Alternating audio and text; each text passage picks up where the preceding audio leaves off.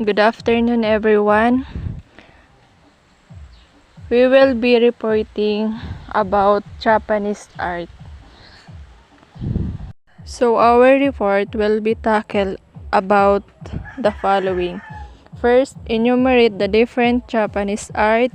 Next, identify the key characteristic of Japanese art. And lastly, explain how art can be a key element in the formation of society's cultures. Japanese art. Japanese art covers a wide range of art styles in media, including ancient pottery, sculpture, and painting and calligraphy on silk and paper, ukiyo-e paintings and woodblock prints, ceramics, origami, and more recently manga and anime. Different types of Japanese art. Ancient pottery, sculpture, ink painting, Japanese calligraphy, ukiyo-e, ceramic art, origami, and lastly, anime and manga. Ancient pottery is one of the oldest human inventions originating before the Neolithic period with ceramic objects like the Gravitian culture, Venus of Dolny Vestonis figurine discovered in the Czech Republic dating back to 29,000 to 25,000 BC. So, ang Asian pottery, isa siya sa mga pinakamatandang na imbento ng mga tao na originate siya bago ang Neolithic period with ceramic objects. Sculpture, an artistic form in which hard or plastic materials are worked into three-dimensional art objects. The design may be embodied in freestanding object, in relief on surface, or in environments ranging from tableaux to contexts that envelope the spectator.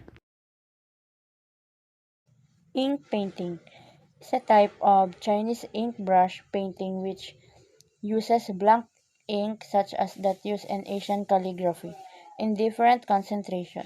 It emerged during the Tang Dynasty of China. It overturned earlier, more realistic techniques. Also, it is a typically monochrome using only shades of black with a great emphasis on virtuoso brushwork and conveying the perceived spirit or essence of a subject over direct imitation. Next is Japanese calligraphy on silk and paper, also called shuji, is a form of calligraphy or artistic writing of the Japanese language. Next is ukiyo-e, often translated as picture of the floating world, refers to Japanese paintings and woodblock prints that originally depicted the city's pleasure district during the Edo period, when the sensual attributes of life were encouraged amongst a tranquil existence and under the peaceful rule of shoguns. Ukiyo-e is a genre of Japanese art that thrived from the 16th to 1880s. They were printed on a great numbers using woodblock printing methods. In most cases, they depicted popular topics such as kabuki, geisha, travel, history, myth, and politics. Ukiyo-e greatly influenced European artists such as Vincent Gough. Next is ceramic art. Ceramic art is made from ceramic materials including clay. It may take forms including artistic pottery, including tableware, tiles, figurines, and other sculpture. Example of this is Arita ware or Arita ware Saga Prefecture. Dating back to the 16th century, Arita porcelain has a global reputation for its quality. Its birthplace is also where ceramic clay was first discovered in Japan. Because Arita ware is made in the city of Arita before exported through the port in Imari. It is called Imari ware. Deeply influenced by the blue and white pottery produced in Jingdezhen, China, early Arita wares are mostly painted in blue on white background.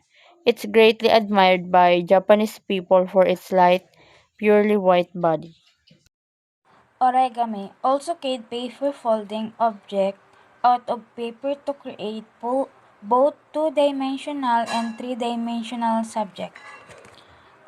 Origami is a scrap of paper ay pwede makagawa ng iba't ibang fold na kadalasan ginagawa ito ng mga bata upang maging laruan. Anime and manga is an animation style originated in Japan that is characterized by distinctive character and background.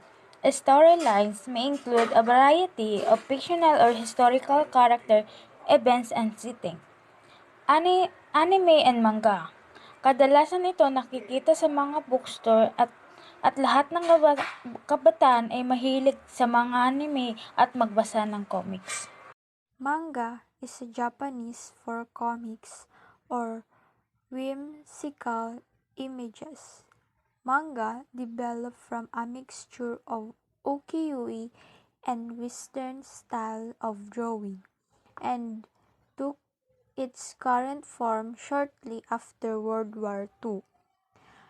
Example po ng mga popular Japanese manga is like One Punch Man, Slam Dunk, Naruto, One Piece, Dragon Ball, and Hunter x Hunter. And ang manga po is one of the most popular Japanese culture among people all over the world. And ngayon po, mostly nakatranslate na siya into various languages. And ngayon, mas lalo pa siyang nagiging popular. Dahil pwede na din siyang mapanood sa TV and other form of technology. So, few major Japanese arts and crafts. Shodo is the Japanese art calligraph that created with the brush. It highly styled and often almost illegible. That art mostly involved at the templates and has been creatively influenced by Japanese Buddhism. Ito naman po yung mga sulat ng mga Japanese na calligraph po, yung mga nakikita natin sa mga museo o mga simbahan po ng mga Buddhism. Ukiyo-e is a genre of Japan art that thrives from 1600 to 1800. It generally influenced by European artists such as Vince Gogh. Japanese architecture. Most historic structure in Japan, such as a temple, cherries, castle, and places, are made of wood. Ito naman po yung nakikita natin sa Japan, yung mga magaganda po nilang mga place na dinadayo talaga po, katulad ng mga castle nila na nakikita natin sa picture at kung saan man po. Manga.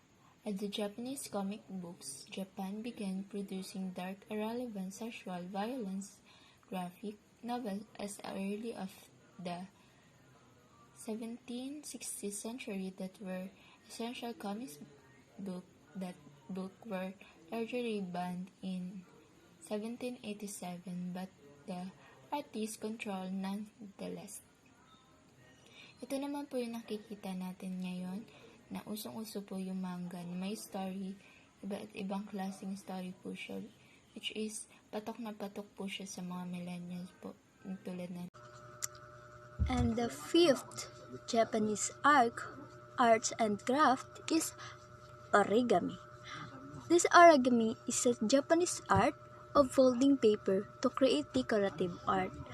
So as you can see on the picture, so the classic origami that every school child in Japan learn is the crane. According to myth, anyone who string together 1,000 origami cranes is granted a wish. So these Japanese traditionally believe that crane live 1,000 years. Sculpture. Japanese sculpture is traditionally associated with religion.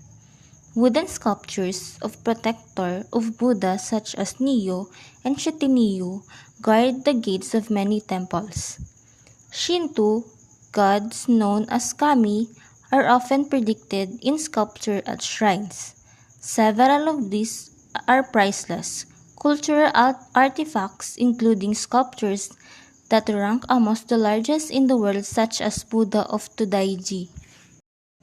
7. Bonseki. Bonseki are miniature landscape on black lacquer tray that make use of white sand, pebbles, and small rocks. The art dates back to the 7th century and has historically used to plant real gardens. 8. Japanese fans. The folding fan was invented in Japan. Japanese fans are considered a cultural item that are used in ritual, dance, and festival. So, yung Japanese fan is usually ginagamit daw pag may ritual or sa isang dance or festival. Di ba, kadalasan nakikita nyo din to sa festival. So, isa siya sa mga ginagamit ng mga tao. So, as you can see, yung nakikita nyo yung hawak ng isang babae dyan, ganyan po yung uri ng Japanese fan na usually nga ginagamit sa mga event and like festival. 9. Kirigami. Kirigami literally cut papers.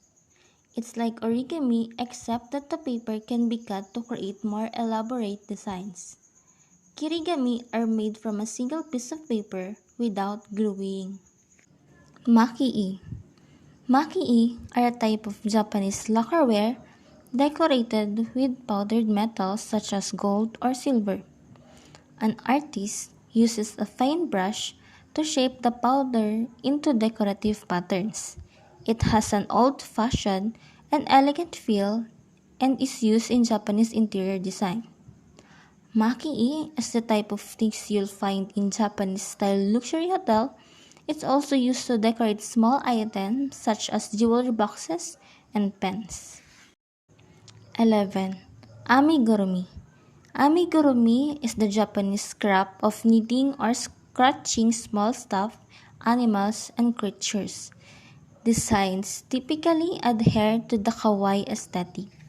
Kochin. Kochin are collapsible bamboo latins covered in paper or silk that emerged in Japan around the year 1085. Kochin are traditional Japanese lanterns made by glowing washi paper on a framework of bamboo hoops. Temari. Temari, literary handball, are a Japanese folk craft that were historically created with old silk kimono as a toy for children. Temari are beautiful little thread balls. They don't have much more use than any other balls. They bounce a little. Erezumi. Japan has a rich tradition of tattooing known as erezumi that was historically influenced by ukiyo-e art. Traditionally, Japanese tattoos began as means of conveying social status as well as serving as spiritual symbols that were often used as a sort of charm for protection as well as symbolizing devotion, not unlike modern religious tattoos. Byobu. Byobu are Japanese folding screens that were historically used to partition room for privacy. Literally, the byobu function as protection against the wind. Gyutaku. Gyutaku is the Japanese art of fish printing that evolved as a way of fishermen to record their impressive catches. This form of nature painting was used by fishermen to record their catches, but has also become an art form of its own. Samurai mask. Samurai masks known as mempo are a type of battle armor designed to protect the waist and strike fear into the heart of an opponent. They were designed by special craftsmen to reflect the personality and preferences of each samurai. So, yung samurai mask is dinisenyo siya para sa mga mandirigma or soldiers to protect their face from their opponent. Japanese cinema. Japan has one of the world's biggest and oldest industries with a history of over 100 years. The country currently produces more than 400 films a year. In most years, Japanese films do slightly better at the box office in Japan than foreign films. Countless Japanese films have received international awards and recognition, with several considered amongst the top films of all time. So yung Japanese cinema ay sila yung sa buong mundo sila yung pinakamalaki and pinakalumang may film industry sa buong kasaysayan. So next, Nitsuki is a kind of container where typically handcrafted sculpture that depicted historical scenes, myths, lucky symbols, women, and other themes that Edo era men found interesting. So, dito naman sa Nitsuki is usually daw yung mga kalalakihan is interesado sa ganito. So, a solution evolved in the Edo era whereby men hung decorative container known as Nitsuki from the obi of their kimono. So, last, contemporary Japanese art. Creative professions are extremely popular amongst young generation of Japanese students. Art programs of colleges and universities are thriving. Creative professions are extremely competitive in Japan, but many graduates manage to find a niche and pursue a productive career as an artist. Any art that doesn't follow an established tradition tends to be heaped together and categorized as contemporary art. This is an extremely broad category of art that's ever expanding. So, yung contemporary Japanese art is kung ano po yung nakikita nyo yung sample dyan sa screen, ganun po yung ibig sabihin ng contemporary. Yan, ganun po. Characteristics of Japanese art style.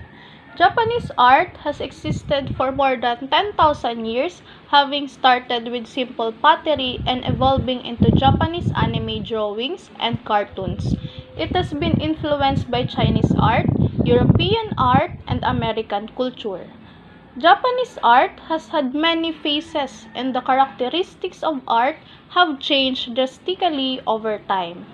Each major period, however, has displayed a characteristic distinct to that time. So we have four characteristics of Japanese art style. Number 1 is ancient art, medieval art, pre-war period, and post-war period. So, good afternoon, ma'am and classmates. My assigned report is accent art. Japanese art begin is what is known as the Jomon period, 8500 BC to 300 AB. It began with simply primitive art in the form of cord marked pottery designs. During the Jomon period, art progressed to finely decorate clay figures and crystal jewels. From 300 AD to the end of the 7th century, Japan experienced several other artistic periods, including Yayoi and Kofun art forms. This period produced predominantly sculpture as art forms. Medieval arts. From the 17th to the 19th century, Japan entered a new phase in arts. The Asuka and Nara, Heian, Kamakura, Muramichi, Azuchi Momoyama, Edo, and Meiji arts period saw the introduction of paintings ranging from the religious to the secular styles. Early medieval arts exist in many media. The works that remain in large numbers include sculpture, illuminated manuscript, in stained glass, metalworks, and mosaics. The Byzantine monumental church mosaics are one of the great achievement of medieval arts. Pre-war period. From the early 19th century onward, two schools of Japanese art design took shape. One of these was heavily influenced by Western idea of art and is known as yoga style. Ang isa pa ay ang polar opposite at naglalayong gumawa ng sining na may typical at traditional na mga tampok ng Hapon at kilala bilang Nyongga.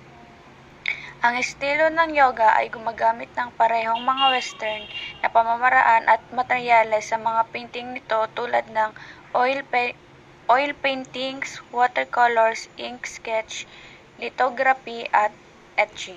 Kasama sa mga katangian ng Nihonga ang paggamit ng mga materyales tulad ng mga pintura na gawa sa natural na sangkap tulad ng suot, seashell, mamahaling bato at corals.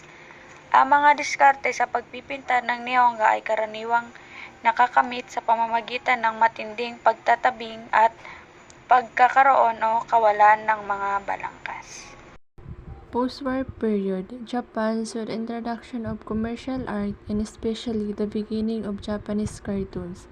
Anime art, a uniquely Japanese artistic characteristic in art, began through the importation of American cartoons in the 1950s and 60s. Sa panahon ng post-war, ikalawang digmaang pandaigdig, nakita ng Japan ang pagpapakilala ng komersyal na sining at lalo na ang simula ng mga cartoon ng Hapon. Sining ng anime. Ito ay natatanging artistikong katangian ng Hapon sa mga sining.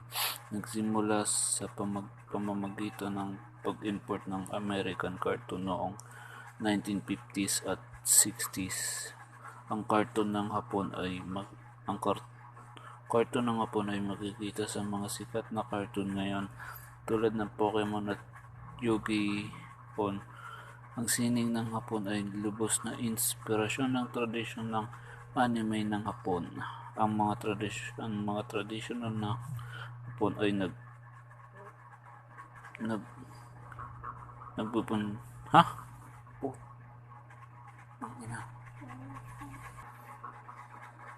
nagpupunta at pinapalitan nila ng mga cartoon kabilang sa mga lumalabas sa mga video game.